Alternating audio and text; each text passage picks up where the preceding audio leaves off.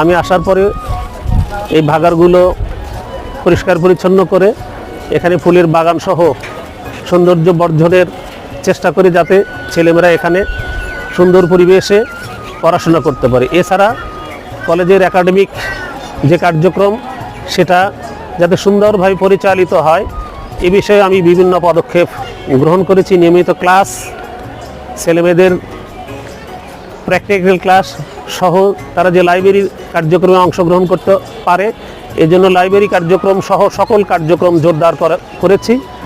এছাড়া কলেজের যে স্যানিটেশন থেকে শুরু করে বিভিন্ন পরিষ্কার পরিচ্ছন্নতার যে কার্যক্রম সেগুলো সুষ্ঠু এবং সফলভাবে সম্পন্ন করেছি এবং এটা করে চলেছি।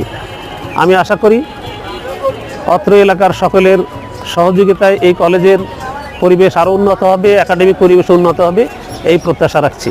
সকলকে ধন্যবাদ।